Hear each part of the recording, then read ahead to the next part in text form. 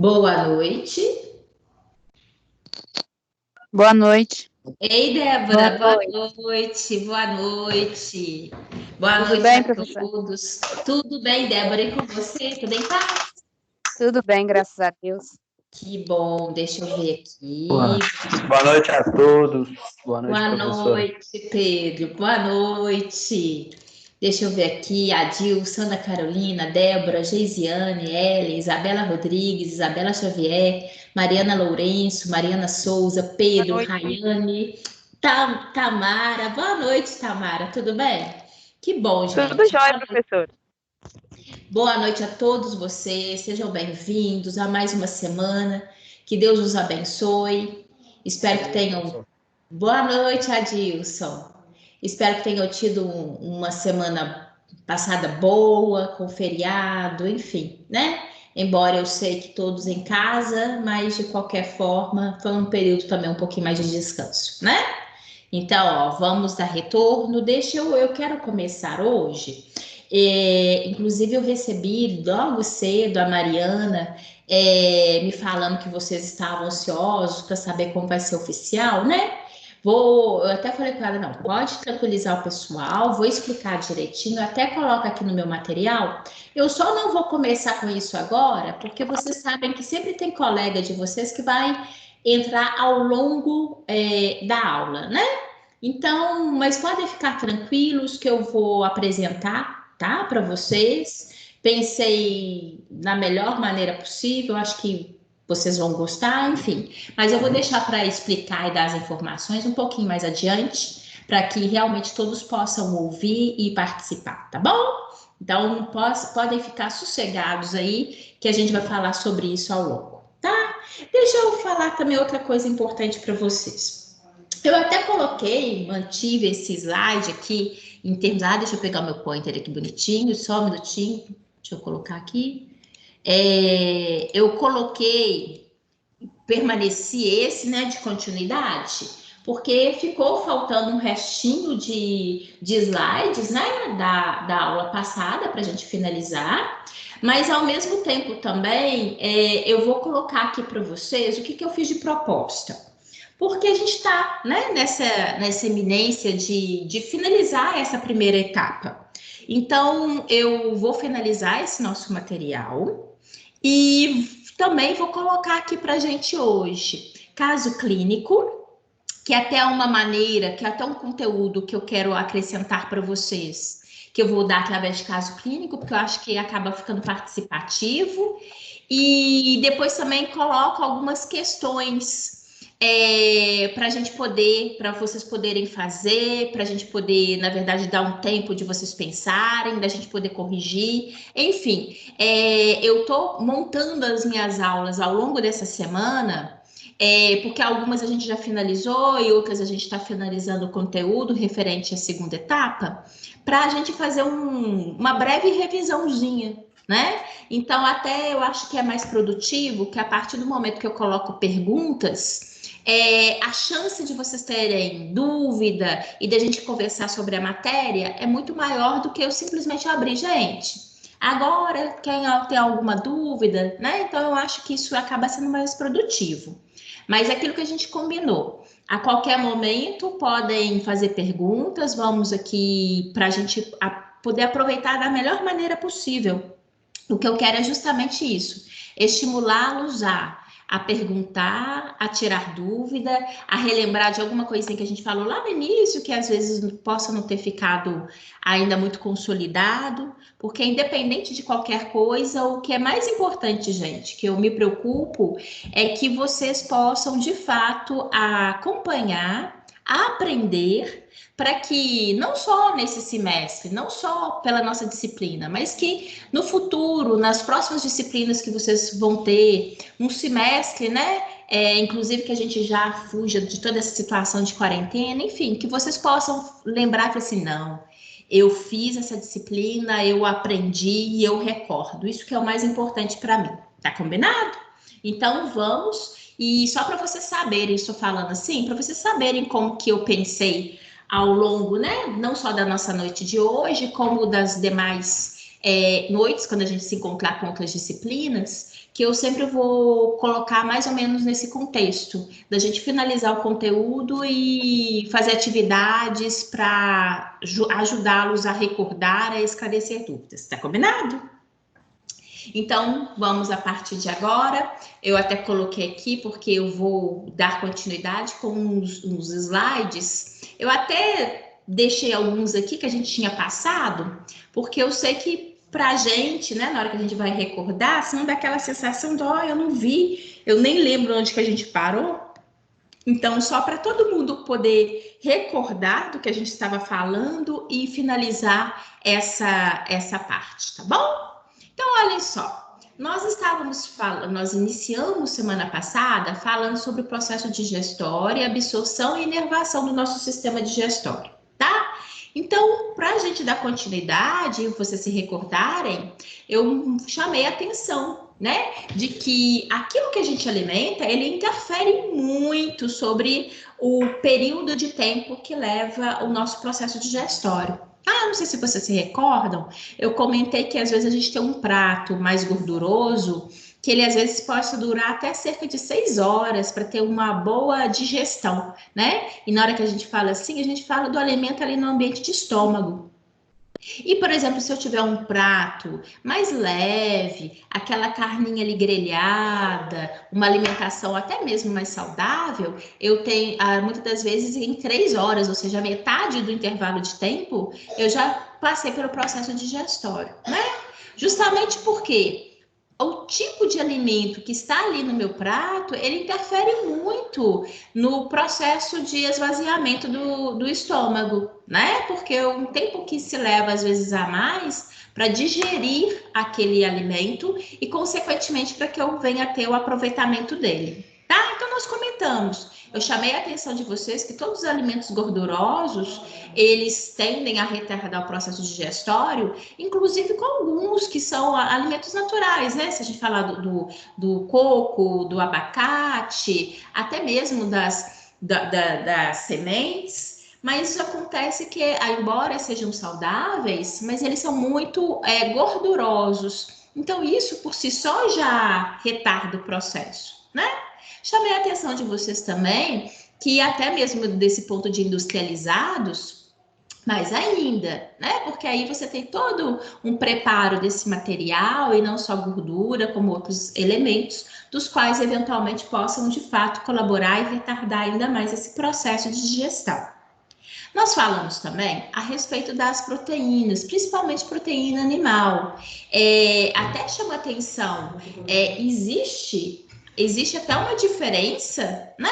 Quando a gente, por exemplo, alimenta de carne vermelha e carne branca. Provavelmente, igual agora, a gente está vindo de uma época de quaresma, várias pessoas ficam, às vezes, tem que comer carne, fazer ingesta de carne vermelha, e a gente come, às vezes, só peixe. É até comum a gente perceber que quando eu tenho uma alimentação, imagine, só de peixe, às vezes no instantinho eu já tenho uma sensação, às vezes, maior de fome, se eu imaginar que se eu tivesse feito a mesma ingesta, ou seja, em termos de quantidade, a mesma quantidade de carne vermelha, né? Então, tem uma diferença, não só em termos de conteúdo, que aqui no caso são todas proteínas animais, mas até mesmo alguns alimentos que tendem, às vezes, a lentificar mais o processo, né? A gente literalmente sente isso no nosso dia a dia. Acredito que vocês, de uma maneira geral, percebam isso. E nós chamamos atenção também, né? Que os cítricos, e eu lembro até que a gente chamou atenção, porque às vezes, por exemplo, tem os ácidos que eventualmente possam ser utilizados por nós, eventualmente até mesmo para dar um bem-estar intestinal em algumas situações. Mas eu chamei a atenção de vocês. Isso daqui também vai muito em termos de quantidade, né? Às vezes, por exemplo, quando eu tenho algum problema intestinal, o limão em si, ele possa ajudar a contrabalancear e fazer um processo digestório adequado. Mas se eu tomar excesso, né, eu até chamei a atenção de vocês, ó, excesso de ácido não é interessante para o nosso trato digestório, né? Possa, inclusive, interferir no processo interno, acidificar muito e até mesmo promover alterações estruturais ao tecido, ulcerações, tá? Então, isso daqui a gente já tinha falado, mas eu coloquei como critério aqui para a gente recordar, para a gente até ter essa sensação, olha, realmente, eu lembro que a gente comentou que nós estávamos falando disso, e para a gente dar essa continuidade, tá? Chamei a atenção de vocês também, né? Que todo o processo. Lembram? Quem que se recorda do nome dos movimentos que ocorrem no nosso trato gastrointestinal? Como que a gente denomina esses movimentos? Movimentos? Peristálticos. Isso mesmo, movimentos peristálticos. Isso mesmo, certinho, tá?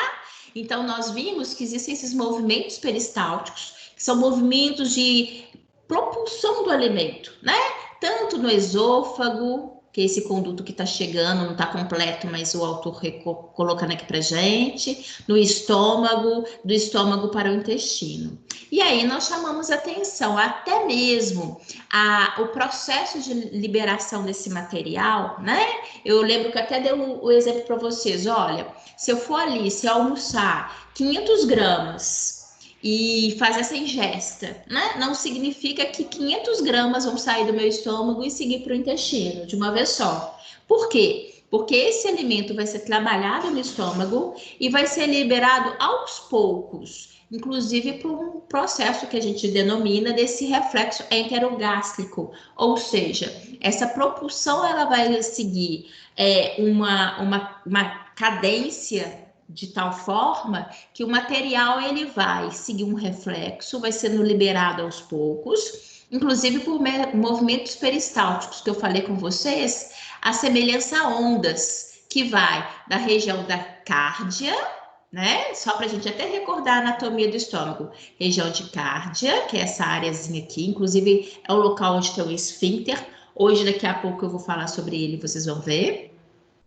Fundo, que é essa areazinha daqui, corpo, que é a maior porção do estômago, e finalmente no piloro, tá? Então, esse esvaziamento se faz através de ondas peristálticas, que se faz a região da cárdia e vai se estendendo até chegar na região pilórica, tá? E eu comentei com vocês que esses movimentos, eles são muito importantes, porque eles fazem com que o alimento, de fato, possa entrar em contato com toda aquela substância. Lembra do suco gástrico que eu mencionei para vocês? Onde eu tenho ácido clorídrico, eu tenho pepsina, eu tenho fatores intrínsecos, né, que auxiliam, inclusive, na absorção da vitamina B12. Enfim, nós temos um grande constituinte químico aqui, que é produzido e liberado pelas nossas células do estômago e que precisam ser trabalhados com esse alimento. Então, esse movimento peristáltico, a gente utiliza o termo, faz com que o estômago seja semelhante, a semelhança de um liquidificador, onde ele está ali trabalhando, amassando e envolvendo todo esse constituinte líquido ao alimento que está aqui, né? Então, ele trabalha, de fato, com esse alimento. Por quê? Na hora que ele seguir o trânsito intestinal, o intestino delgado, que é o local onde nós vimos, onde há a absorção dos nutrientes, né? Então, esse alimento precisa ser muito bem trabalhado. Inclusive, só para vocês terem uma noção, esse trabalho também se faz, inclusive, para fazer com que os conteúdos que nós temos à ingesta, gente, tem até música aqui, ó. Tem gente que está com o microfone ligado, por favor. Desliguem o microfone. Liguem só na hora de fazer uma pergunta. Porque acaba interferindo qualquer barulho que dê aí no ambiente de vocês. Obrigada, viu? Então, olhem só. Então, como a gente estava falando, deixa eu ver. Isso, esse ambiente, né, do qual trabalha como se fosse o liquidificador. Peraí, vamos adiante. Aqui, né? Como eu falo, exatamente. Quando o alimento passa para o ambiente do estômago, ele inclusive faz com que os nossos, os constituintes que nós tivemos na nossa alimentação, imagina, a proteína, né? Que a proteína, por exemplo, seja quebrada em frações menores. Afinal de contas, nós vimos, né, lá na CMC, que as proteínas são, na verdade, formadas com bases pelos aminoácidos. Então, a partir do momento que esse alimento é misturado nesse ambiente do estômago, ele vai fragmentando-se em porções menores. Isso colabora, isso favorece, né? Facilita, por exemplo, a absorção deles pelo intestino delgado, tá? E olha, nessa imagem, quando eu falei com vocês, aquelas ondas peristálticas, né? Que se faz justamente da região da carde até a região do piloro. Quando eu falei com vocês que existem essas contrações gástricas, que elas vão se intensificando, né? E que fazem com que, de fato, esse alimento seja não só direcionado para a última porção, que é o piloro, mas que ao mesmo tempo também vai trabalhando com ele do ponto de vista químico e mecânico. Como assim? Químico, agindo juntamente com o suco gástrico, né, tendo essa interação, essa mistura, e mecânica, porque é como se esse alimento estivesse ali, né, levando socos, sendo amassado, ou seja, fisicamente tem um movimento mecânico também, fazendo com que essas estruturas também possam ser fragmentadas em porções menores. Eu chamei a atenção de vocês que esses movimentos peristálticos são movimentos involuntários, ou seja, há momentos que, inclusive, eu tenho certeza que todos nós já ouvimos sons, né? Sons que o nosso trato gastrointestinal promove e que a gente às vezes até meio pega de surpresa, né? Porque às vezes faz um roncar alto, né? Que a gente fica com receio de que alguém possa ouvir e traduzir de uma maneira errônea. Mas são movimentos involuntários, dos quais a gente não tem controle sobre eles. E eles são relativamente comuns, e principalmente em indivíduos mais jovens, inclusive aqui, saudáveis. Isso faz parte do processo, isso significa que o seu sistema digestório está trabalhando de uma maneira adequada. Esses movimentos, eles ocorrem, inclusive, quando a gente já está um período um pouquinho maior sem alimentar, né? Por isso que nós denominamos essas contrações da fome. Mas que é notório que isso acontece. A gente que às vezes está ali na frente, né? Lecionando, quem está ali na frente. Oi, diga, Geisiane, pode perguntar. Diga. Não, professor. É que eu acabei de entrar, eu não estava conseguindo desculpa. Eu pensei que você ia fazer pergunta. Alguém? Gilvan também está aqui, o nome dele está piscando aqui. Quer fazer alguma pergunta, Gilvan? Não. Oi, eu acabei de chegar aqui do serviço e vou começar a ver a aula agora. Tá, então é por isso. É porque quando vocês entram, pisca aqui, eu pensei que era fazer pergunta, tá bom? Sejam bem-vindos e fiquem à vontade para fazer perguntas e participar. Enfim, então deixa aqui. Aqui eu comentei com vocês que todo esse material, né, ele vai sendo injetado aos poucos pelo intestino delgado. Só relembrando aqui, já que hoje, inclusive, eu quero muito fixar com vocês conteúdo, na hora que eu falo intestino delgado, recordem-se que a gente tem a primeira porção, que é o duodeno, né? Lembra aquela regiãozinha em que o intestino faz uma curvatura? Aqui, na verdade, não está representado, mas anatomicamente eu tenho a estrutura do pâncreas aqui, ó, também, porque ele está posterior ao estômago, tá? Então, essa regiãozinha aqui é o duodeno. Depois a gente tem a maior porção do intestino delgado, que é o jejunum. E, finalmente, na hora que a gente vai chegando próximo à região na verdade, associação do intestino delgado com o intestino grosso, eu tenho a porção do íleo, né? Afinal de contas, é dividido nessas 3 porções: duodeno, jejunum e íleo, tá? E como eu falei com vocês anteriormente, essa injeção, né, do alimento vai sendo realizada aos poucos, e até mesmo para que possa ocorrer um bom aproveitamento desse alimento ao longo de todo o trato intestinal. Uma vez que esse ambiente, como eu comentei com vocês, é o ambiente cuja função central é a absorção dos nutrientes. Eu também tenho absorção de água aqui, mas esse ambiente, principalmente de absorção de nutrientes, é o que mais se destaca no intestino delgado, tá? E aí, obviamente, inclusive a rapidez com que isso é liberado ao nosso organismo é importante, né? Porque quando, porventura, ele é liberado de uma maneira muito rápida, ele possa causar danos teciduais ao intestino delgado, tá? Eu chamei a atenção de vocês, vou até voltar aqui em termos de imagem para vocês se recordarem. Eu falei que tem hora que o alimento ele vai saindo do estômago e vai se direcionando para o intestino delgado, e por movimentos mecânicos, musculares, tem hora que o alimento ele é pego nessa porção final do piloro, ele exerce o que a gente chama de retropropulsão. O que vem a ser isso? O alimento ele é voltado para o estômago para ser trabalhado novamente. Então, essa retropropulsão, que é esse termo que nós damos de o retorno desse alimento para o estômago para que ele seja trabalhado de novo. E vai seguir apenas uma pequena parte para o duodeno. Tá? Então, esse termo que eu apresento aqui para vocês, ó, retropropulsão, que é essa volta, deixa eu destacar aqui para vocês, né? Como nós vimos, que é essa volta de parte do alimento ao estômago, tá? Eu comentei com vocês que esse processo é um processo normal, isso sempre ocorre conosco, né? É muito comum na hora que a gente fala isso, o aluno fala assim, nossa, que coisa nojenta, mas na verdade isso acontece de uma maneira natural a todos nós, e isso não causa impacto nenhum, muito pelo contrário. Isso é muito saudável, esperado e só traz benefícios para um bom aproveitamento dos nossos alimentos, tá bom? Vou chamar a atenção de vocês, que nós vimos, mas só para vocês se recordarem.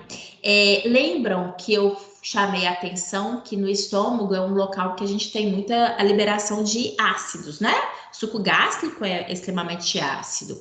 Então, quando o alimento, inclusive, é também uma outra característica que justifica o fato do alimento seguir no intestino delgado de uma maneira lenta e gradual. Por quê? Porque, como nós vimos, nesse ambientezinho, tá até aqui nessa imagem, dá para vocês se recordarem, na primeira porção do intestino delgado, que é o duodeno, eu tenho a liberação aqui de enzimas pancreáticas, eu tenho a liberação da bile, eu tenho a liberação de bicarbonato, e isso daí, o que tem de importante com o que a gente está falando? Porque esses elementos vão ajudar a neutralizar a acidez do alimento que está chegando até o intestino delgado. Então, é uma medida protetora. Vocês imaginem, está chegando ao intestino delgado um alimento envolvido com substâncias extremamente ácidas, e essa é a maneira como nós temos de nos proteger, e proteger o tecido, né? O ambiente intestinal. Eu vou chamar a atenção, inclusive no caso clínico que eu vou apresentar aqui vocês hoje, a indivíduos que às vezes possam vir a ter prejuízos sérios à função gástrica, né, à função intestinal, muito em função de lesões que possam ocorrer no intestino, tá?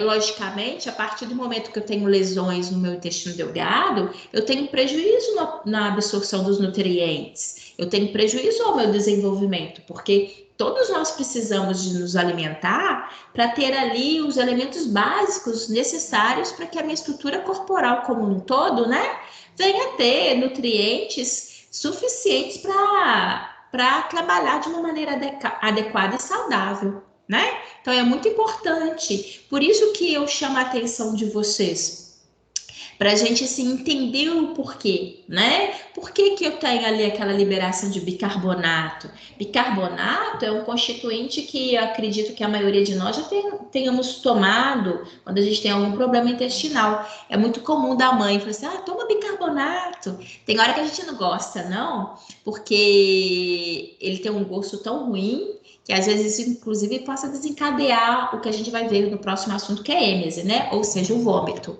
Mas ele possa ser também muito positivo, porque ele vem a neutralizar, às vezes, uma acidez que está no meu intestino. Aí eu tenho um equilíbrio e, consequentemente, organismo equilibrado, um organismo saudável. Então, eu passo a deixar de ter aquelas queixas clínicas, tá bom?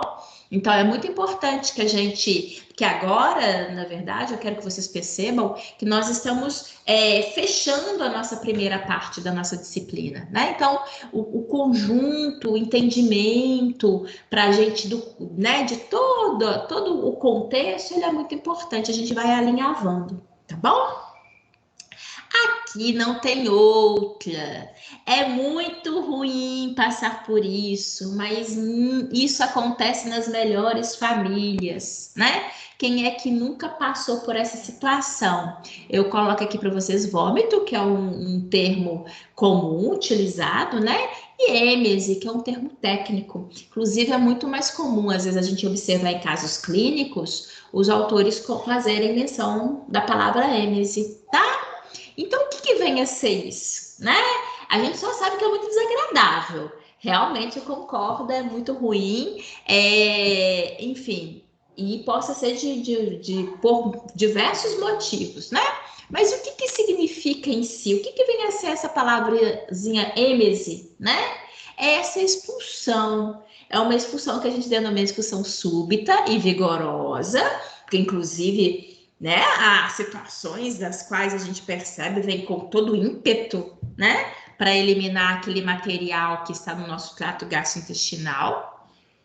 A princípio, o material do qual nós liberamos através da êmese é aquele material que estava contido no estômago, tá?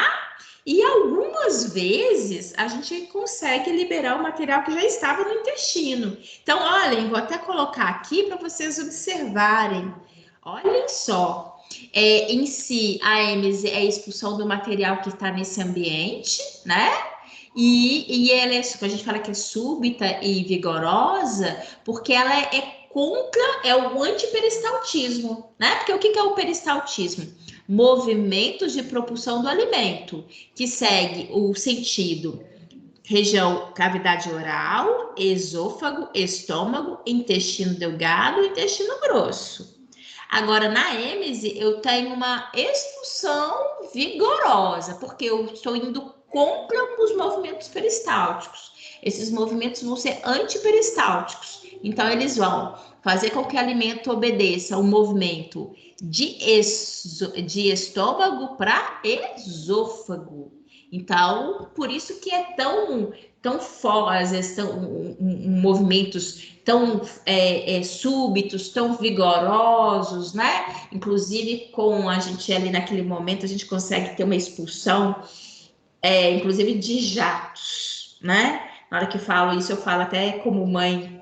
Teve uma vez o Gabriel, já tá rapazinho, né? Eu até falei assim, meu filho, você tá passando mal, eu não posso queixar, né? As coisas acontecem, mas o que eu falei assim, olha só, você já tá rapazinho. O problema, ele tava ali, tipo essa imagem daqui, ó, né? Debruçado sobre a privada, mas eu acho que na hora que ele chegou, na hora que ele é muito nojento, na hora que ele pensou que ele estava diante de uma privada, eu acho que ele ficou com nojo e errou o ambiente e fez a bagunça toda do lado de fora. Falei assim, meu filho do céu, a questão não é essa, né? Mas está tão grande para não conseguir mirar uma situação aqui, enfim. Mas o fato é justamente isso. Tem hora que a gente, até o vigor, né? Ali a força da propulsão é tão grande que possa, às vezes, ter um discernimento de liberação do material, do conteúdo, fora do ambiente do qual, às vezes, a gente se destina, tá? Como eu falei com vocês, na maioria das vezes, o alimento, ele realmente sai, é aquele que estava no estômago. Mas quando essa ânsia, essa situação de êmese, ela se mantém, né, por mais tempo, a gente percebe, eu acho que já teve até, se não me engano, motivo de pergunta de vocês em aulas passadas. Tem hora que a gente percebe que libera um material meio esverdeado, também com uma sensação, um gosto bastante desagradável, né?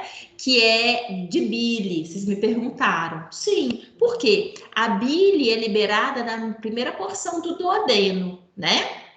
E aí tem hora, principalmente quando a gente já está nesse processo de êmese mais vigorosa e mais duradoura, a gente percebe que tem material que está no intestino delgado e que também ainda assim possa ter esse antiperistaltismo e a gente liberá-lo através da cavidade oral, tá? Normalmente isso acontece quando a gente já esvaziou completamente o que estava aqui no estômago. Por isso que é muito frequente a gente perceber aquela sensação, aquele ambiente aquoso, né? Aquele material aquoso, esverdeado e a gente sente bastante, né? Aquele odor, aquele gosto amargo na cavidade oral, que é, de fato, a possibilidade de ser bile em função dessa situação da primeira porção do intestino delgado poder também liberar seu material pela êmese. O que eu chamo a atenção de vocês é justamente isso, que na hora que a gente fala sobre esse assunto, embora realmente seja meio desagradável, porque é muito ruim passar mal e a situação de vômito é muito desagradável, mas acredito que todos nós possamos nos recordar e ali conseguir extrair o que é teórico, né, diante da nossa vivência. Outra coisa aqui que a gente comenta, que antes da êmese propriamente dita, nós temos manifestações clínicas, é o que a gente chama de sinais e sintomas, né, que antecedem a êmese. É muito comum, e acredito que a maioria de vocês percebam, que um pouquinho antes, né, da êmese em si, a gente está ali com aquela sensação nauseante, aquele incômodo, né, na cavidade do trato digestório. Normalmente a gente começa a suar mais frio, sabe? Quando a gente fica ali, eu tô passando mal, eu tô com uma sensação ruim, eu estou suando, eu estou com mão fria, né? Alguém fala assim, nossa, você tá pálido. É muito comum isso. Inclusive, também é comum a gente ter a sensação de aumento de saliva, tá? Na cavidade oral. É uma salivação que a gente fala, uma salivação mais aquosa, mais líquida, né? Mais liquefeita. É muito clássico isso. Então, a gente tem aquela sensação de excesso de saliva na cavidade oral, aquela sensação de desconforto nauseante. Sabe quando a gente, assim, não sei, eu tô com uma certa insegurança para alimentar, né? A gente muitas das vezes sente essa situação. A sudorese e também outra coisa que é frequente, o que a gente chama de taquicardia. A taquicardia é o aumento da frequência cardíaca. Então, às vezes, você possa perceber que o seu coração está mais acelerado, tá bom? Então, essa sensação aqui, ó, ela tende a ser, muitas das vezes, faltou palavra. Ela preceder, né? Um momento da êmese propriamente dita, tá? Aí depois, muitas das vezes, elas se mantêm ao longo do período que a gente estiver ali com aquela sensação de desconforto intestinal, tá? Inclusive com a sudorese, com aquela palidez. A pessoa tende, inclusive, a ficar cada vez mais fraca, principalmente a partir do momento que ela começa a ter êmese. Inclusive, chamando a atenção para um fator que é muito importante, que a pessoa tende a desidratar, né? Quando eu tenho a êmese, eu tenho a liberação não só de material, de alimentos, mas também de água. Então, essa pessoa, ela tende, inclusive, a ter prejuízos depois ao sistema orgânico dela, muito em função dessa desidratação, principalmente quando isso se mantiver por um intervalo de tempo mais duradouro, tá bom? Aqui, quando a gente tem um processo de êmese, eu coloco aqui, viu, gente, só desenhozinho, porque o assunto já não é muito bom. Se a gente colocar pessoas passando mal, aí a aula não rola, né? A gente tem que colocar os desenhozinhos aqui, amenizam a situação e nos faz refletir pelos momentos que a gente já passou mal nesse sentido, tá? Quando a gente tem a êmese, na verdade, há uma interrupção da respiração. Da mesma forma, por exemplo, quando a gente alimenta, não sei se você se recorda daquela imagem da deglutição. Na hora que eu estou deglutindo o alimento, na verdade, há um breve momento em que eu não tenho a entrada de ar no meu organismo, justamente para que o alimento possa seguir o trato intestinal de uma maneira adequada, né? Quando a gente está em êmese, ou seja, quando você está ali passando mal, tendo a expulsão desses alimentos, na verdade, a gente também tem uma breve interrupção da respiração, até mesmo para evitar que aquele alimento que você vai expulsar não venha seguir o trajeto do trato respiratório, mesmo que seja a via da região das conchas nasais, mas porque, inclusive, as pessoas possam até ter asfixia em função disso, né? Então, é um mecanismo que o nosso organismo tem, que é protetor, que nos faz com que na hora que a gente está ali tendo a liberação do material, a gente tem uma breve interrupção do sistema respiratório. São segundos, mas o suficiente, isso daí é importante, ele é protetor, tá bom? Aqui... Quando, na verdade, para falar isso, deixa eu colocar aqui a imagenzinha para vocês perceberem, né? Existe, lembra quando eu recordei a vocês as regiões da cárdia, fundo, corpo e piloro? Por que é importante isso? Porque nós temos dois esfíncteres. Na hora que eu falo de estômago, eu tenho o esfíncter cárdico, que é essa região da cárdia, o que é esfíncter? Um acúmulo muscular que vai me ajudar, na verdade, a controlar a entrada e a saída do alimento. Então, eu tenho o esfíncter cárdico, que é esse primeiro, que controla a entrada do alimento para o estômago, aquele alimento que vem do esôfago e vai passar para o estômago, e o esfíncter pilórico, que controla a saída do alimento do estômago e vai ser direcionado ao intestino delgado. Então, quando o indivíduo tem a êmese, na verdade, o que acontece é o relaxamento dos esfíncteres. Porque, caso contrário, era para ele estar fechado, né? Então, com o relaxamento desse esfíncter, há a expulsão do alimento. Então, é isso que acontece. Tanto no esfíncter cárdico, como também no esfíncter pilórico, quando nós temos aquele momento da expulsão do material que está na primeira porção do intestino delgado, que é o duodeno. Caso contrário, o alimento nunca faria esse movimento antiperistáltico, né? Só é possível porque os esfíncteres vão ter esse relaxamento e aí vai estar aberto esse ambiente de passagem. Eu coloco para vocês, mas é porque na hora que a gente fala disso, é muito comum ver a nossa mente, né? Poxa, o que vai promover, na verdade, esse relaxamento? Todo esse processo é um processo associado ao nosso sistema nervoso autônomo, né? Porque, para começar, a gente não gosta, né? Nós não gostaríamos, não é uma situação prazerosa a situação da êmese.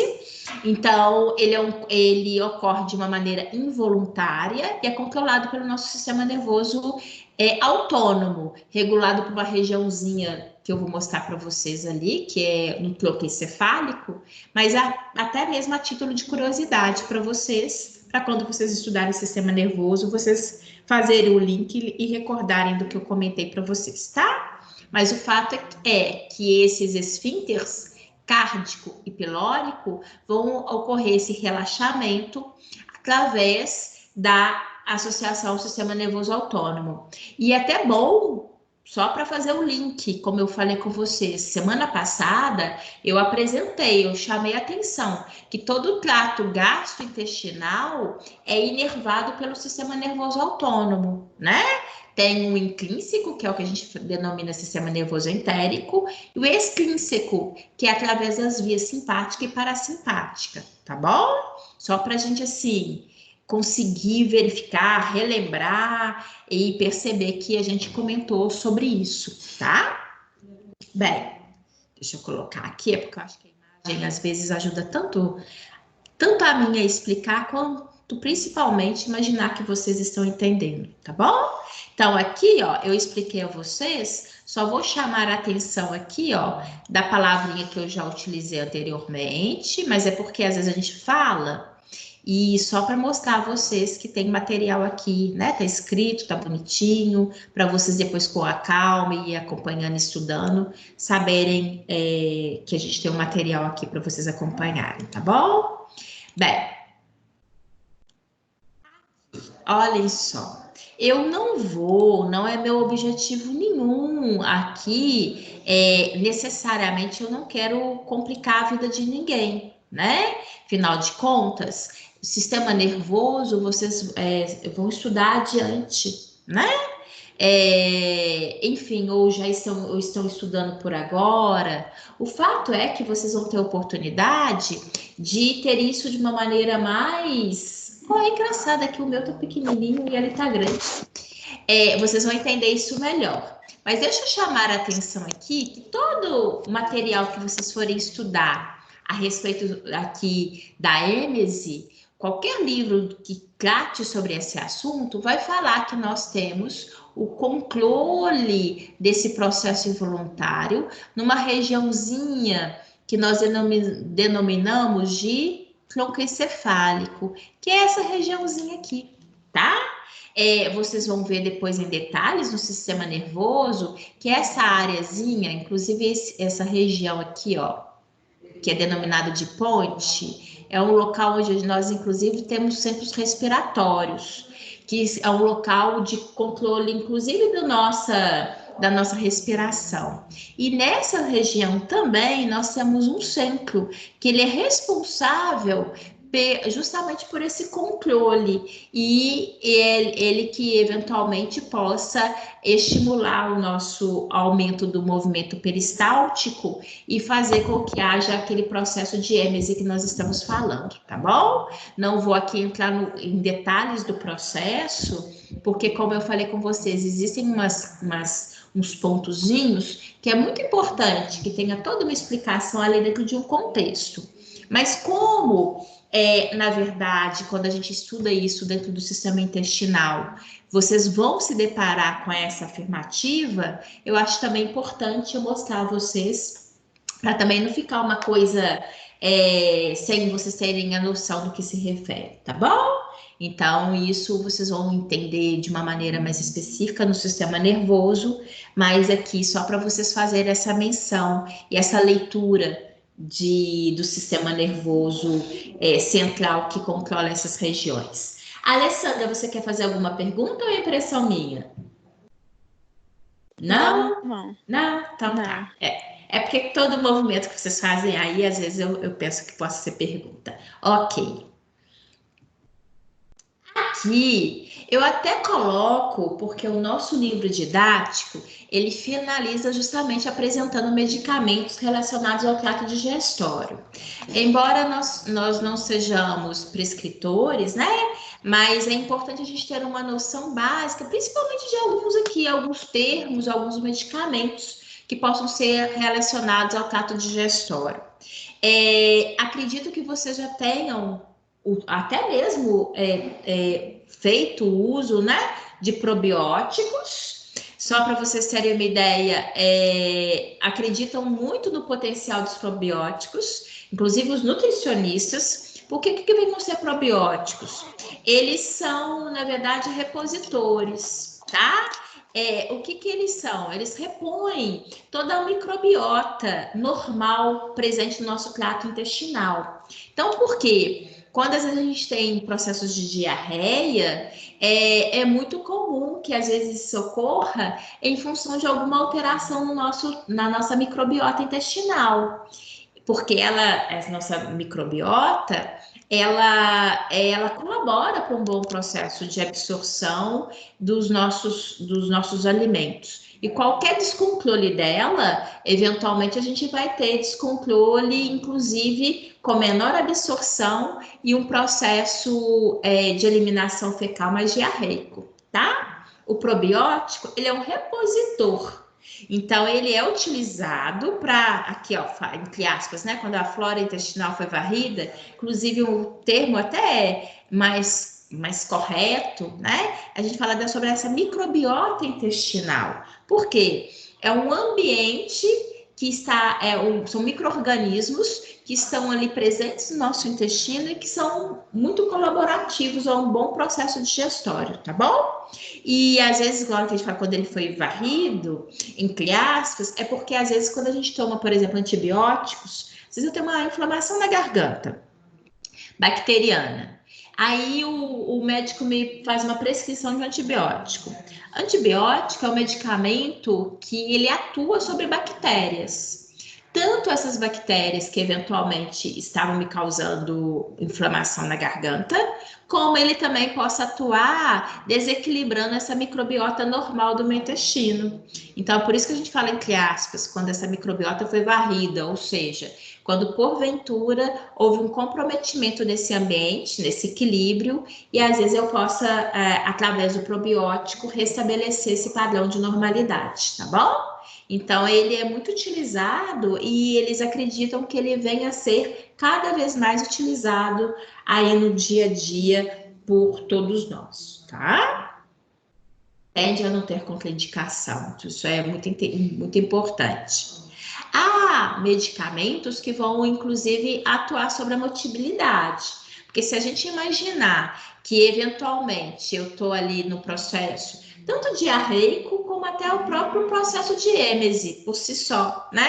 É quando eu tenho, às vezes, uma motilidade peristáltica muito alta. Então, existem alguns medicamentos que vão interferir, diminuindo essa motilidade, lentificando um pouco, né? Afinal de contas, se a gente tiver com movimentos muito avassaladores, imagina, o meu organismo vai ter menor tempo de aproveitamento dos alimentos, ele vai passar de uma maneira mais rápida pelo intestino delgado e intestino grosso, vai me promover diarreia, prejuízo de absorção. Então, quando a gente toma medicamentos que venham interferir, né, nessa motilidade, lentificando no sentido de restabelecer o padrão de normalidade, tá bom? Existem antiácidos, né, que todos nós acredito que também já tenhamos tomado, justamente que venham tentar neutralizar. Lembra quando eu falei para vocês do bicarbonato de sódio, né? Eles venham, na verdade, na tentativa de neutralizar aquele, às vezes, desconforto que está sendo gerado em função de um excesso de acidez, tá bom? E isso, eles são os famosos antiácidos, que venham restaurar e colaborar ali muito para que ele, às vezes, nem tem necessariamente a êmese, mas a gente fica meio nauseante, meio com aquele incômodo, né? Com uma dor que a gente denomina de epigástrica, que é essa região do estômago. Existem os laxativos, né? São os laxantes, que na verdade eles vão fazer o inverso. Se a gente tem medicamentos que vão diminuir a motilidade para restabelecer o processo de normalidade, existem os laxativos que vão, na verdade, aumentar o peristaltismo. Mas por quê? Eu tomo laxante quando, porventura, meu trato gastrointestinal está com movimentos muito lentos, né? É muito importante, gente, que dentro da medida do possível, evitar-se ao máximo tomar medicamentos, que eles só sejam tomados, de fato, diante de prescrição médica e diante de uma real necessidade, né? Por quê? Eu preciso, não, professor, eu tenho, meu intestino preso, eu posso tomar laxante com frequência? Não é indicado. É preferível que você toma mais água, que você tenha acréscimo de fibra na sua alimentação, porque isso por si só vai ajudar a melhorar o trânsito intestinal, tá? Às vezes as pessoas possam vir a ter intestinos preguiçosos, muito em função até de uma alimentação não muito adequada, tá? E também, como nós já conversamos, às vezes algumas associações hormonais que a gente possa vir a ter, tá bom? Mas o fato é que existem os laxantes, né? Que eles vão aumentar os movimentos peristálticos, dando, na verdade, uma maior fluidez da passagem do material fecal, tá bom? Só para vocês terem uma ideia, quando porventura as pessoas possam vir a tomar medicamentos fora de uma prescrição adequada, o organismo vai acostumando, né? Eu até, quando eu falo disso, eu me recordo de uma situação particular. O meu avô, ele tinha, infelizmente, esse hábito, que ele achava que o intestino estava preso, por isso ele estava passando mal, aí tomava laxante. Chegava a ponto de tomar o laxante e não resolver nada, porque o organismo acostuma, né? Então, mais do que ter esses medicamentos, que eles sejam, na verdade, administrados de uma maneira adequada e com prescrição médica. Inclusive, existem laxantes que possam vir ser administrados como supositórios, né? E isso, logicamente, também, como eu falei com vocês, é só em situações extremas, de real necessidade. Muitas das vezes é utilizado até mesmo para aliviar sensações dolorosas, desconforto em função desse intestino preso, indivíduos que às vezes possam vir ter problemas de hemorroida, né? E outras associações na região perianal, tá bom? Então, às vezes possa ter a necessidade de utilizar esse supositório, mas em funções mais específicas. O importante é deixar bem claro isso. Esses medicamentos a gente pontua aqui no sentido mais amplo, para a gente ter uma noção das necessidades e como eles atuam. Mas a administração, ela tem sempre que ser diante de prescrição médica, tá? Independente até mesmo quando eles não precisam necessariamente de prescrição, né? Que às vezes a gente compra relativamente fácil. Mas, de qualquer forma, o correto sempre é utilizar com a devida avaliação clínica, tá bom? Aqui existem aqueles que a gente fala denominantes genéticos, são aqueles que às vezes vão tratar de enjoo. Quando às vezes a gente tem, né, a queixa clínica muito grande ali de êmese, e que ela se prolonga, e é importante porque, primeiro, a gente tem 2 pontos. Eu não devo tomar medicamento para parar o vômito nas primeiras intercorrências, né? Porque se o meu organismo está precisando de expulsar, é porque algo internamente estou necessitando de liberação desse material. Mas, por outro lado, também, isso não significa que eu vou ter vômito e diarreia 2, 3, 4 dias sem o devido controle, que, como eu falei, chamei a atenção de vocês, vômito e diarreia é situação de levar à desidratação. Isso também é muito sério e leva o indivíduo, inclusive, a óbito. Então, é muito importante, e aí nós temos algumas situações pontuais, quando o organismo, na verdade, já expulsou, já está avaliando adequadamente, né? Às vezes tem até situações de viroses, que nos faz ter continuamente aquela sensação intensa de enjoo, e que aí, na verdade, agora eu preciso cessar e ter a administração de líquidos, de sais minerais, para repor ao meu organismo, né? Professor. Então, pode falar, Dilson. Te perguntar, Luciana, e esses medicamentos, alguns medicamentos que a gente toma, por exemplo, quando está dirigindo para longe e tal, e tem problemas, por exemplo, com o meu caso, eu fui fazer uma viagem numa determinada vez, só que era 600 quilômetros, e a gente foi de carro, só que em um determinado momento da viagem, do mal, tanto eu quanto a namorada de um amigo meu. Aí a gente acabou fazendo uso de um medicamento para interromper justamente o vômito. Nesses casos assim, também não é correto não, né? Ó, o ideal, viu, Adilson, todo medicamento que ele seja prescrito por vias clínicas, né, por médico. Mas, por exemplo, é muito comum, inclusive quando as pessoas, porque de fato possa atuar essa sensação de enjoo diante dessas situações. Então, por exemplo, você me fez recordar. Uma vez eu ia viajar, a Gabriel estava pequenininho e eu fui à pediatra e falei com ela. Aí ela me fez a prescrição, né? Então, existem sim medicamentos que eles já são reconhecidos em algumas situações em que existe o potencial de atuar sobre o meu sistema nervoso, estimulando a êmese. Então, sabidamente, aí você não precisa nem de passar mal para tomar o medicamento, não. Que a gente normalmente toma antes até mesmo de sair de casa, né? Mas o ideal, como você falou, Adilson, é que tenha uma avaliação, que você pergunte, que ele te indique, inclusive, que ele possa indicar o mais recomendado, inclusive para a faixa etária, dar ali a posologia, ou seja, a quantidade de uma maneira adequada, tá? Eu acho que é o Plasil, seria... Plasil, né? Eu não sei, é um pequenininho que vende, aí ele até receitou. Falou, não, quando for viajar, Plasil geralmente... clássico. E ele falou, faz o uso desse aqui, faz antes, mais ou menos meia hora, uma hora antes, porque aí não vai ter problema, não. Mas aí já foi até por orientação médica mesmo o uso dele. E tem, por exemplo, tem o Vonal também, que é um que, inclusive, é muito, muito utilizado até mesmo por pessoas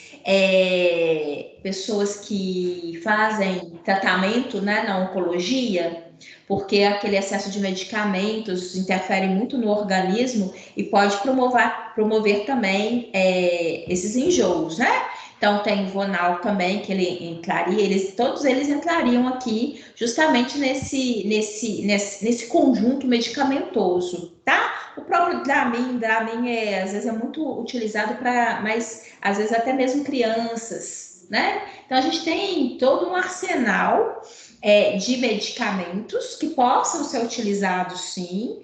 A gente só pede porque para as pessoas terem um cuidado. Por exemplo, existem alguns medicamentos que às vezes eles não são muito indicados, por exemplo, para crianças, tem uns que são mais exclusivos para adultos, né? Ou a partir dos 12 anos de idade. Então, a gente ter esse cuidado, porque aí, inclusive, com a posologia, com a quantidade, para a gente não ter superdosagem, ou às vezes eu tomo um medicamento com uma dosagem muito aquém, e aí também eu vou achar que ele não está resolvendo. Então, é sempre importante essa avaliação clínica, né? Sim. Mas que existe uma grande quantidade, sim, de medicamentos que vão atuar dentro dessa classe, podendo aliviar, né? Porque toda vez que a gente fala assim de êmese, é um processo muito desagradável, né? Passar mal, e uma coisa, ele é limitante porque, na verdade, não nos dá segurança para sair de casa, né? A característica do enjoo, porque é muito desagradável você passar mal fora de casa, enfim, as pessoas também que estão ao seu entorno, né? Então é algo muito, não é muito legal, limitante, não. Né? Então, tá bom, obrigado. De nada, Gilson. E eu sempre chamo a atenção disso, tá? Sempre quando nas minhas matérias a gente tem que falar sobre a parte medicamentosa, destacando, não somos prescritores, a gente chama aqui a atenção para a gente ter uma noção, né, um conhecimento, mas sempre respaldado por uma avaliação clínica, que é o importante, tá bom? E deixa eu ver professora. Aqui. Oi, diga, é Pedro, não é? Deixa eu ver. Sou eu. Diga, Pedro. Tudo bem? Diga, tudo bem, Pedro. Pode perguntar. Já deu uma passada, mas só para te falar, só para te perguntar, por coincidência, tem uma amiga minha que ela está com intestino irritado. Você deve saber me explicar. Por que geralmente isso acontece? Eu fiquei nessa dúvida quando ela falou, eu tô com o intestino irritado. Aí ela tá bem magrinha e tal, aí eu fiquei, nossa, deve ser meio chato, né? Mas eu nem tive a curiosidade de saber o que é Deixa eu te intestino falar. irritado. Você, porventura, ela te falou que tem doença de Crohn? Não. Não, porque na verdade existem várias situações que ele possa, né, na verdade, ter, como te falar, esse intestino irritado, né? Agora, de uma maneira geral, a gente vai verificar que ele precisa ser a mais bem avaliado, né? No sentido de que ele está irritado, mas ele está irritado por quê? Né? Existem várias causas, inclusive hoje, o caso clínico que eu vou apresentar a vocês é justamente para entrar sobre esse assunto, que existe inclusive o que a gente denomina de uma síndrome do intestino irritável, né? Do qual vai interferir, promover irritação tecidual, principalmente no intestino delgado e grosso, tá? E tem que verificar qual que é a causa. Às vezes as pessoas possam vir a ter irritação por algum medicamento, algum alimento, e até vocês vão ver, eu vou apresentar, nos dias atuais nós temos uma tendência maior, às vezes, ter prejuízos intestinais, quer seja através dessa síndrome do intestino irritado que você está pontuando, ou até mesmo as situações até mais intensas, autoimunes, como é a doença de Crohn, proveniente dos nossos hábitos, né?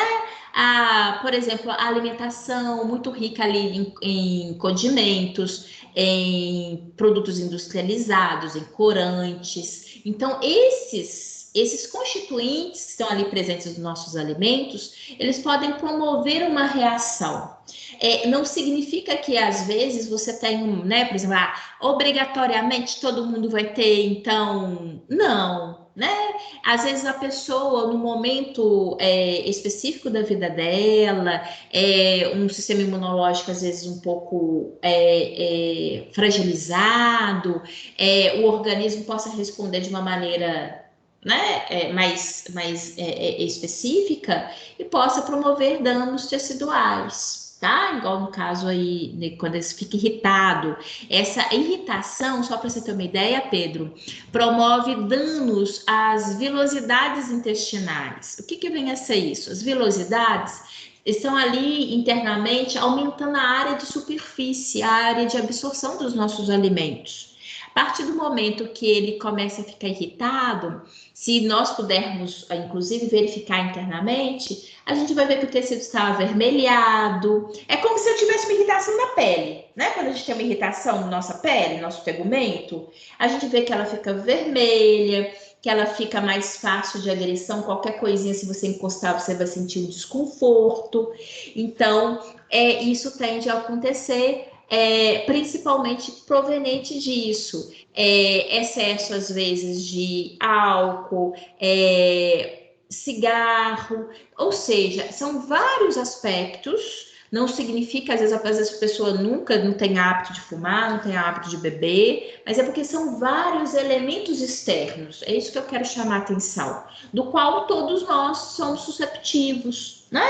Às vezes eu posso procurar uma alimentação saudável, mas aí, por exemplo, o milho industrializado, enfim, de tudo que a gente faz ingesta aqui hoje em dia, principalmente de nós que vivemos nos grandes centros, a nossa alimentação, ela raramente é tão saudável assim, né? Então, tem vários constituintes ali que podem promover alteração tecidual. O que é irritável para um, promover irritação em um, possa não necessariamente ser para todos, mas isso possa acontecer de uma maneira, né, ao longo da nossa vida, tá? Então, a gente tem que ter cuidado, aí aumenta, inclusive, o que a gente chama contrações, né? Contrações mais intensas. O fato é que essa irritação, ela está muito associada como se fossem pequenas alergias, né? Que nós vamos acabar apresentando de uma maneira mais particular, tá? E quando você falou, você mencionou que ela está magra, né? Porque qualquer prejuízo que a gente venha a ter, principalmente no intestino delgado, a gente vai ter diminuição da absorção de nutrientes.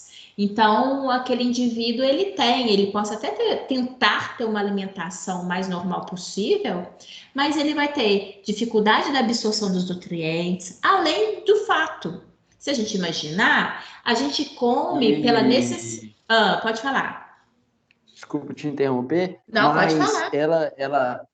ela tá fazendo tratamento com nutricionista, etc. E ela tá tendo muita diarreia também. Aí pronto, fechou. Tem irritação, o que eu inclusive ia comentar, né? Olha, a gente alimenta pela necessidade dos nutrientes, mas a gente alimenta muito pelo prazer. Então, a partir do momento, tanto é que quando a gente está, a gente pega uma virose com vômito e diarreia, quem é que quer alimentar nessa circunstância? Às vezes a gente tem até fome, mas fala assim, não, eu não quero alimentar. Ou você alimenta muito aquém do que seria o normal. Porque aquele desconforto te gera isso, né?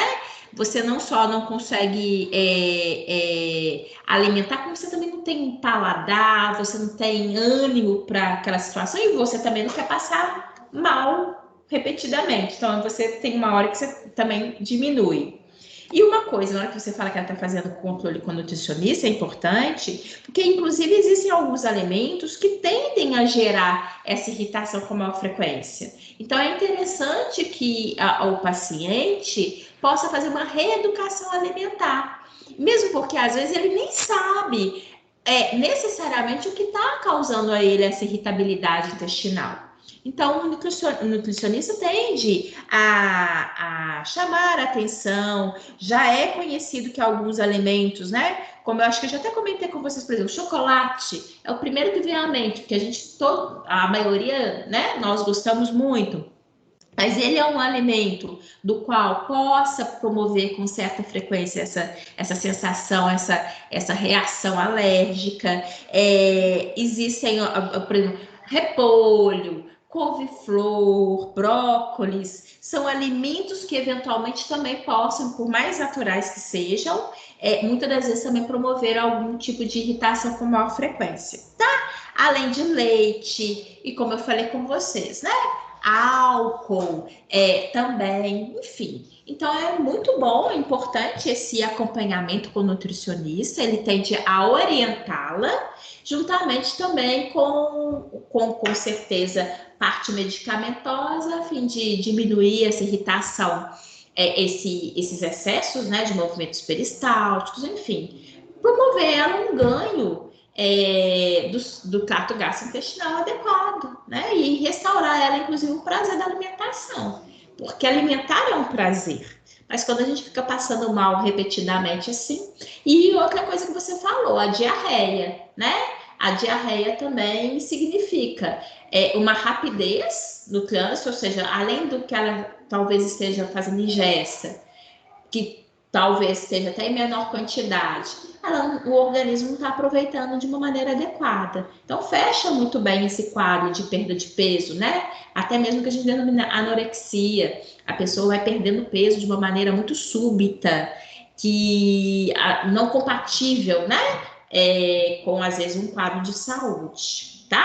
Eu vou apresentar a vocês daqui a pouco um processo, justamente até em função disso, porque eu acho que a gente consegue fechar um pouco melhor alguns exemplos também patológicos a partir da doença de Crohn, tá? Que eu vou apresentar já para vocês.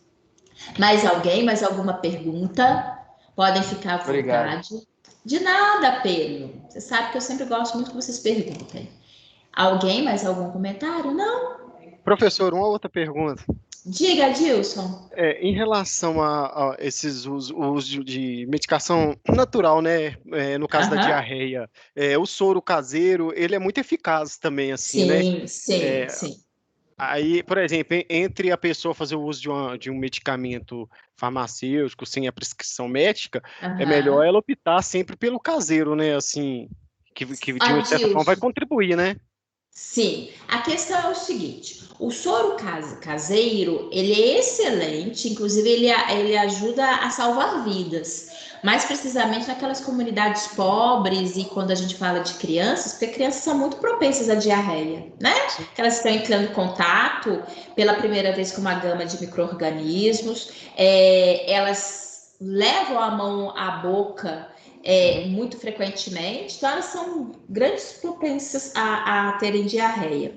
E a gente sempre fala, o soro caseiro, ele salva vidas, ele ajudou que a população brasileira, aí da década de 80, a sobrevivência de várias das nossas crianças, comunidades mais pobres, inclusive, realmente a adquirirem peso e a sobreviver.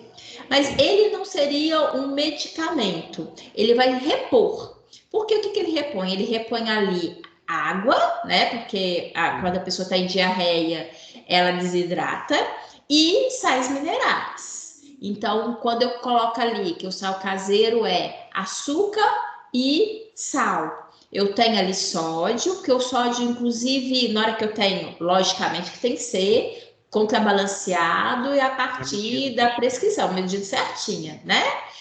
Porque eu não posso com isso ter ingesta de sal, porque eu vou prejudicar a minha saúde.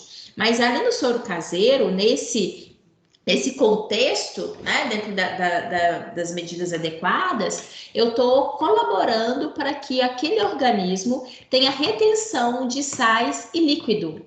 Então, eu não vou necessariamente tratar a diarreia, eu vou evitar com que aquela diarreia me leve mais à desidratação. Então, de uma maneira geral, a gente toma o soro, mas a gente também tem, às vezes, a necessidade de uma prescrição ali para tratar o que está acontecendo, né? Por exemplo, se for virose, não temos medicamentos para vírus, então a gente fica ali tratando dos sinais e sintomas, ou seja, eu estou com diarreia, de repente eu tomo um antiemético, algum medicamento para me diminuir a situação do vômito. E também vou tomar o soro caseiro, porque ele vai me ajudar a repor o que eu estou perdendo. Se for uma parasitose, já que a gente mencionou nas crianças, a criança está com verminose, então ele toma um medicamento para aquele verme, porque os vermes também tendem a dar muito problema gastrointestinal, né, inclusive com diarreia.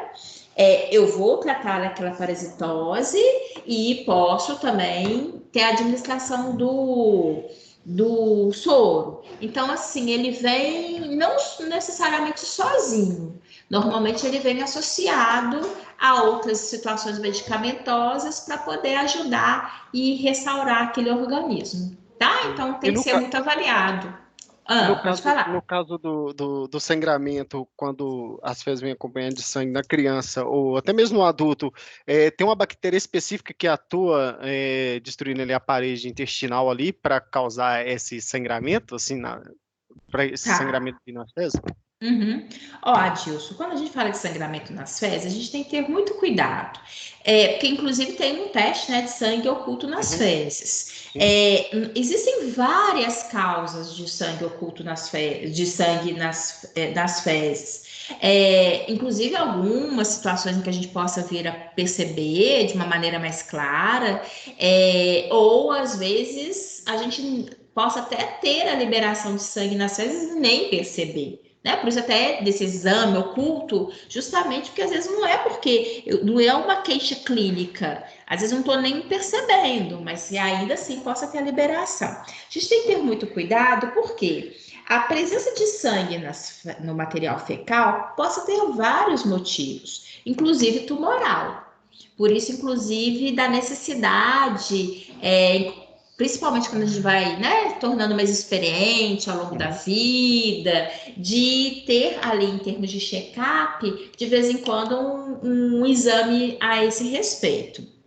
Então, a gente tem que ter muito cuidado, porque possa, às vezes, ser de situações em que eu, às vezes, nem faço ideia, nem imagino.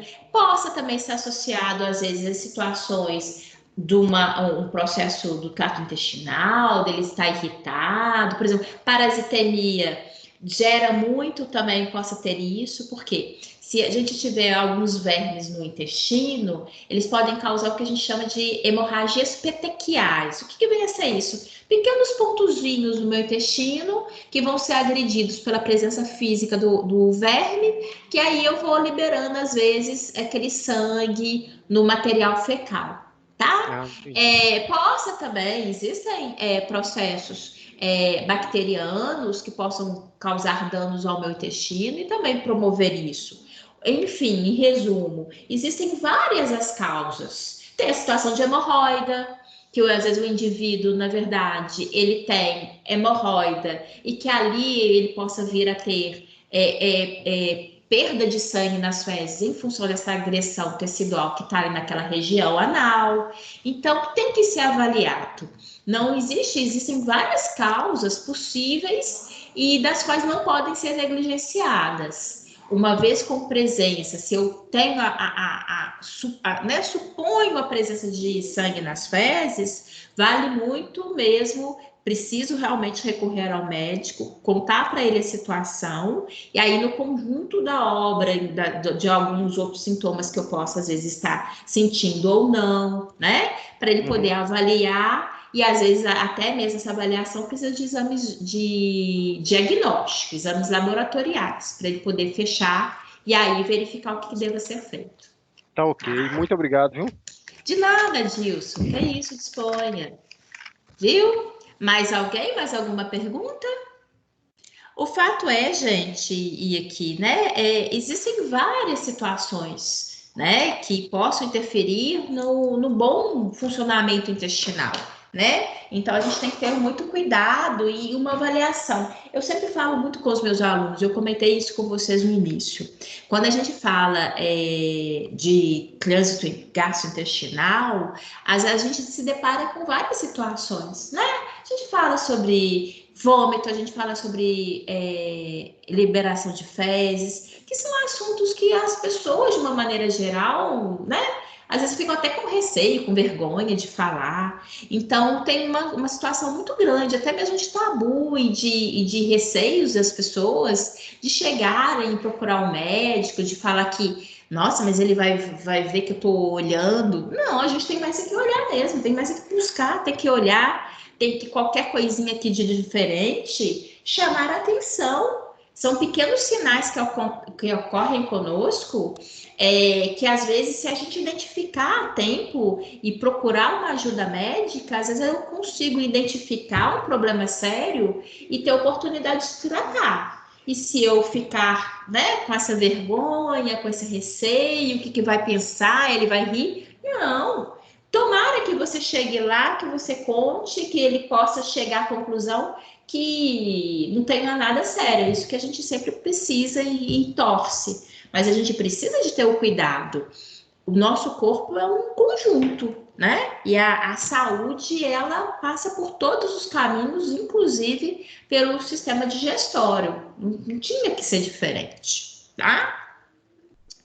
Bem, como eu falei com vocês, me propus aqui apresentar, na verdade é o seguinte, eu queria justamente tocar nesse assunto da possibilidade de outras situações patológicas. E aí uma das vias clássicas, até mesmo de apresentar para vocês, é através desse estudo de caso clínico, porque eu queria também provocá-los. Eu não sei se vocês já ouviram falar sobre essa doença de Crohn, e aí poder trabalhar com vocês até mesmo através de perguntas, tá bom? Então, eu vou ler aqui para vocês o caso clínico. Como ele é um pouquinho mais longo, eu vou passar, acho que são 2 ou 3 slides, com a leitura do caso clínico, tá bom? Então, acompanhem todos para vocês depois entenderem o raciocínio que a gente vai traçar. Olha só.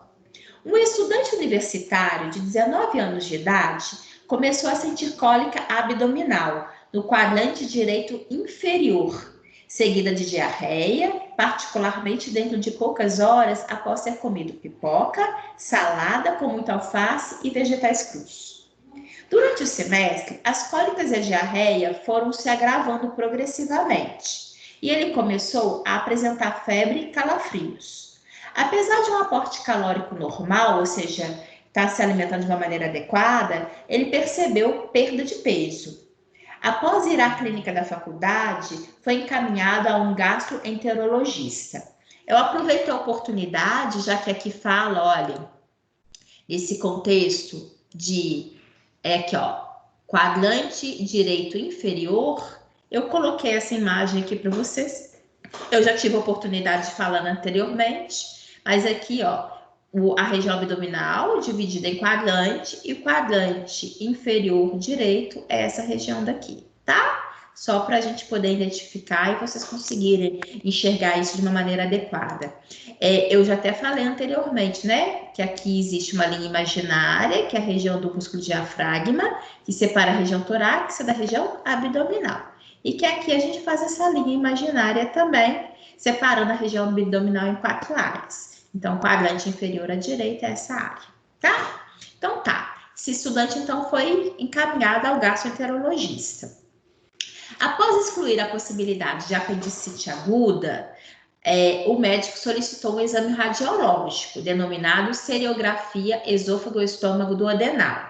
Na verdade, essa imagem é desse exame, tá?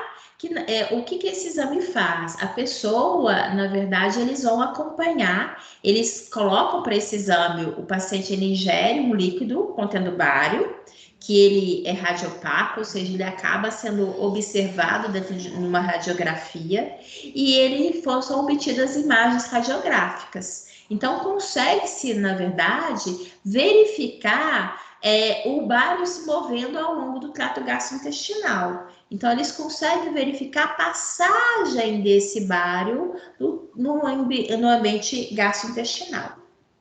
As estenose é o termo que a gente denomina de estreitamento. Então, por exemplo, aqui, ó, se vocês observarem, aqui há uma estenose, ou seja, houve um estreitamento da região intestinal, tá? Perdão. As estenoses e outras anormalidades do intestino, devido à inflamação da mucosa, são facilmente observadas nesse exame e foram visíveis no ilho terminal desse paciente. Com base nos sintomas e nos resultados do exame mencionado, foi estabelecido o diagnóstico da doença intestinal inflamatória. Doença intestinal inflamatória, tá? Especificamente a doença de Crohn.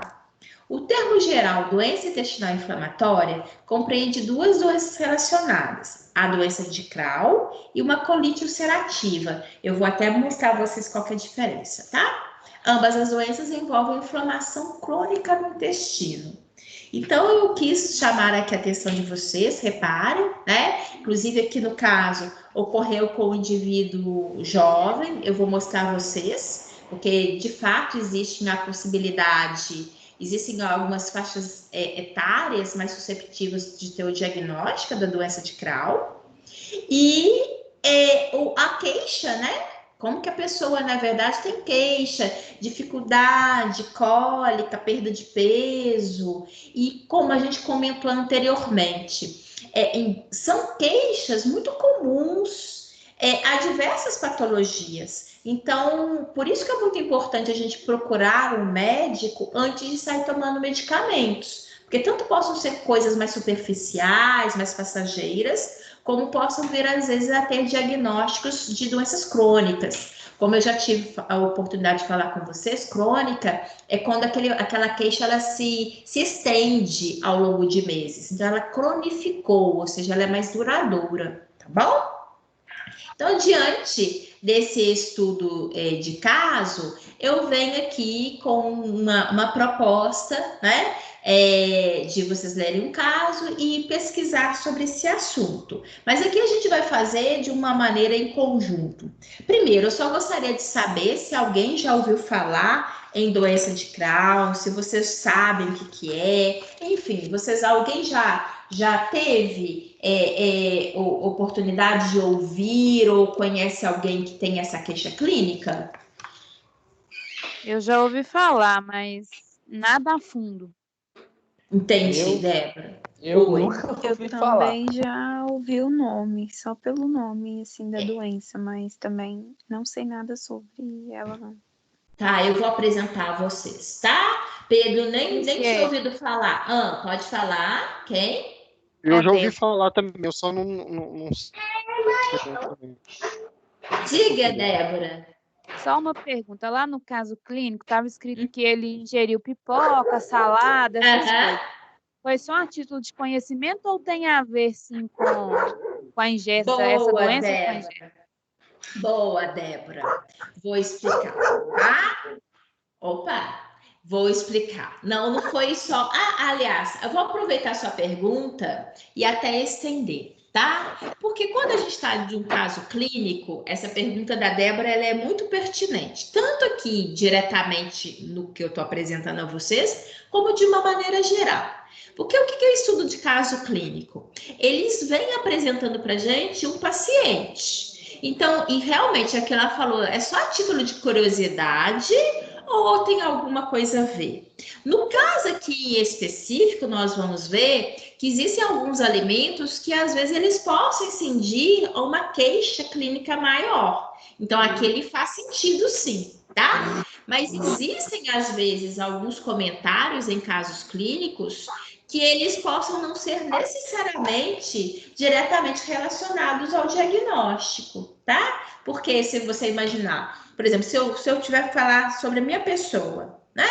Eu posso, às vezes, falar que eu seja, vou imaginar aqui, que eu seja diabética, hipertensa, obesa, falar que eu tenho alergia à picada de inseto, falar que eu tenho com muita frequência cefaleia, que é dor de cabeça, ou seja, eu falar de uma série de situações que não necessariamente uma tem a ver obrigatoriamente com a outra, né?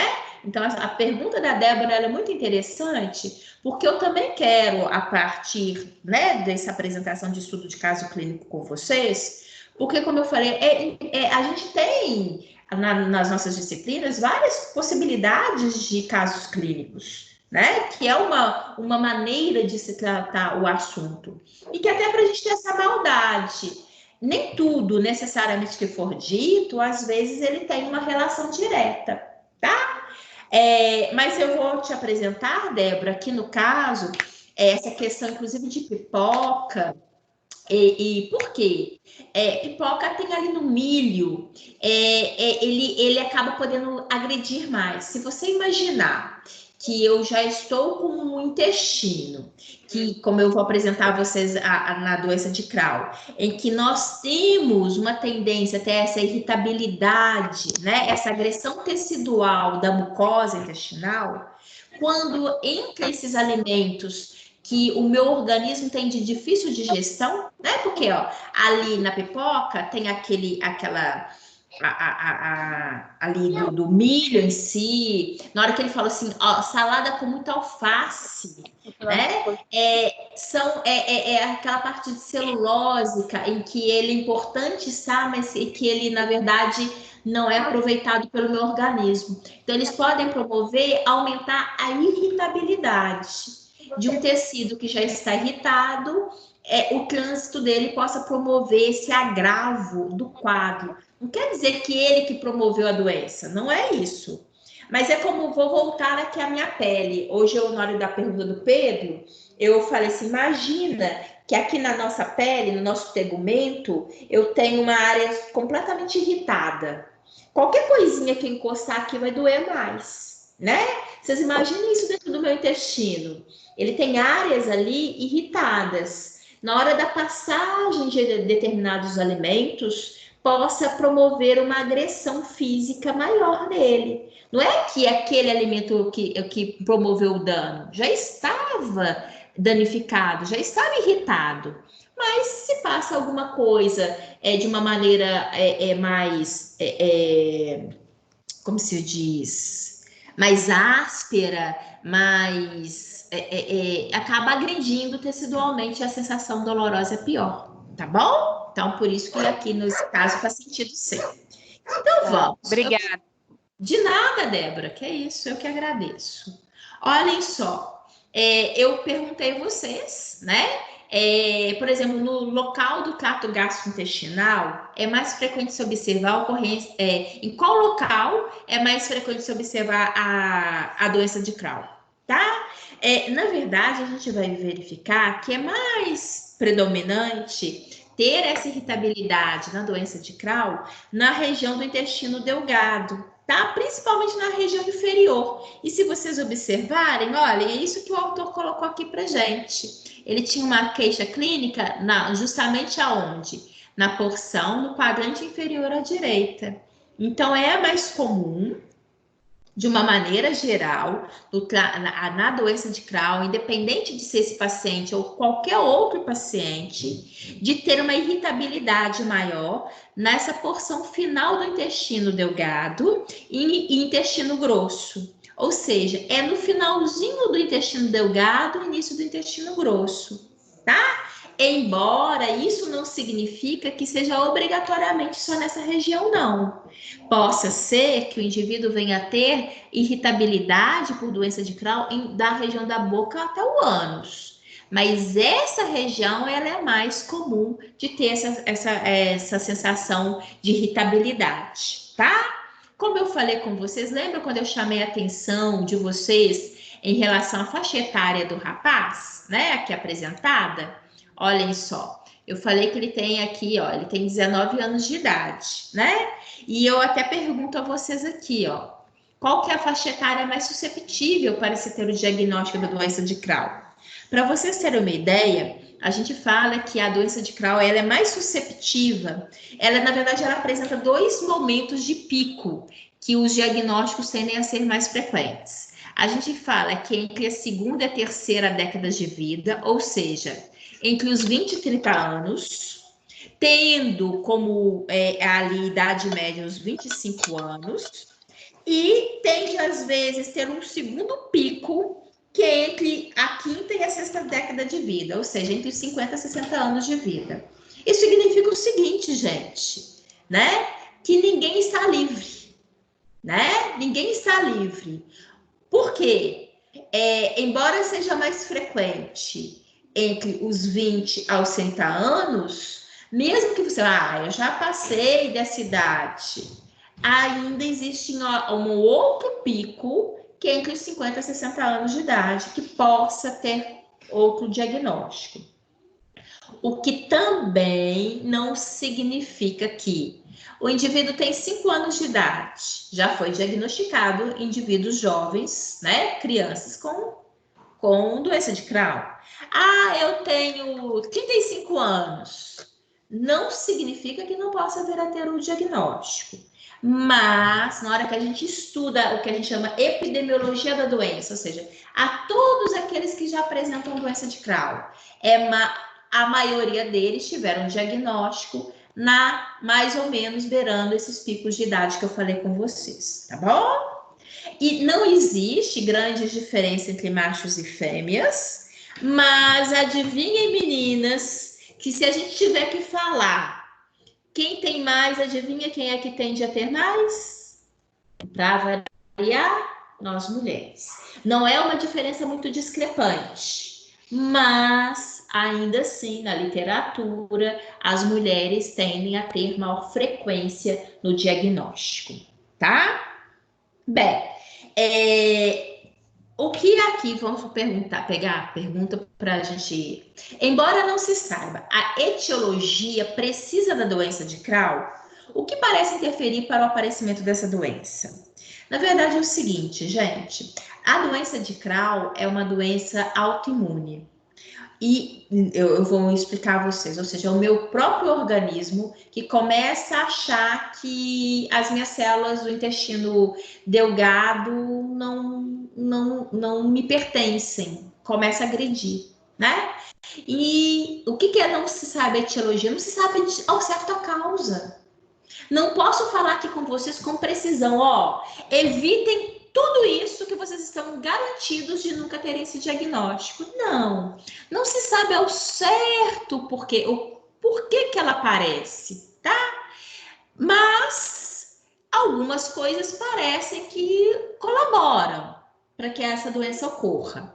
Então, o que acontece? Primeiro, existe uma questão genética, tá? Eles conseguem verificar que, por exemplo, se na sua família já tiver tido indivíduos com doença de Crohn, acaba que você seja mais susceptível também a apresentar. Principalmente se esses parentes for da parte materna, ou seja, da parte da sua mãe, tá? Também não é obrigatório, não significa que se a minha mãe tem, eu obrigatoriamente vai ter. Mas eles conseguem verificar que possa ter alguma característica genética, tá? Associada a isso, algo que eu também já até mencionei para vocês diante da pergunta do Pedro, na hora que ele me falou sobre intestino irritado. É notório, gente, nos dias atuais, o nosso dia a dia, ele colabora sim para alguns prejuízos no trato gastrointestinal. Como? Nossa alimentação, alimentos industrializados, o cigarro, o álcool, tá? Tudo isso, você fala assim, professora, mas eu conheço uma pessoa que faz excesso de cigarro, excesso de bebida, alimentação irregular, nunca teve isso. Faleceu com 100 anos de idade, ok? Como eu falei com vocês. Não se sabe, inclusive, a causa ao certo. Mas, de uma maneira geral, esses alimentos, né? Esse conjunto de não só alimentos, de substâncias, né? Das quais nós entramos em contato muitas das vezes, é conhecido como poderem desencadear, tá? Como? Aí até peço para vocês aqui, ó, caracterizar a doença de Crohn. Como eu falei com vocês, a doença de Crohn é uma doença autoimune. É uma doença em que o meu próprio organismo começa a reconhecer como não próprio as células intestinais. Aí o que isso tem a ver? Por que tem a ver, por exemplo, cigarro? Por que tem a ver, talvez, uma alimentação muito industrializada? Eles acreditam, gente, que nessas doenças autoimunes, às vezes um fatorzinho que acontece na minha vida possa fazer com que o meu organismo comece a responder de uma maneira diferente. Ou porque eu tive uma virose, ou porque aqueles, né, como a gente está falando, esses elementos químicos estão muito presentes no meu organismo, aí o meu corpo começa, né, as minhas células de defesa podem começar a agredir a mucosa intestinal. Mas por quê? Por uma ampla presença desses componentes industrializados, tá? Ou o que eu quero mostrar para vocês é porque doença de Crohn está cada vez mais tem no seu diagnóstico, por isso que é importante a gente pontuar sobre ela, né? Nosso de conhecimento, porque ela está cada vez mais presente na sociedade, muito em função disso tudo que eu estou falando com vocês, e ela não é uma situação fechada. Tem muita coisa ainda a se esclarecer, né? E até mesmo por ela ser autoimune, todas as doenças autoimunes ainda tem um cenário grande a ser esclarecido, tá? Então, a gente consegue perceber que ela ocorre, inclusive, ela é mais comum em fumantes do que em não fumantes, tá? Quais são os principais sinais e sintomas da doença de Crohn? Vou citar aqui para vocês, de uma maneira geral, as queixas clínicas, elas não são diferentes do que a gente já falou aqui hoje, não. Diarreia, dor, né? Essa cólica abdominal que, inclusive, no próprio caso clínico apontou, sangramento, tá? Porque todo o ambiente intestinal irritado possa ter a presença de sangue nas fezes. A pessoa, como eu comentei com vocês, tende a perder apetite, afinal de contas, aquilo que era um prazer agora começa às vezes a ser um desconforto. Hemorroida também, às vezes pode se promover por dificuldade, né? De passagem do material fecal na região anal, enfim. Inclusive, o que me chama muita atenção e que eu acho interessante pontuar para vocês, que uma queixa clínica como essa, um diagnóstico como doença de Crohn, vocês acreditam que existem sintomas que não têm nenhuma correlação direta? mas que, por exemplo, indivíduos com doença de Crohn têm mais propensão, por exemplo, a ter artrite. Olha só que interessante, né? Mas por quê? Lembram que a gente viu a artrite reumatoide? Que ela também é uma característica do meu organismo autoimune? Então, é essa correlação, né?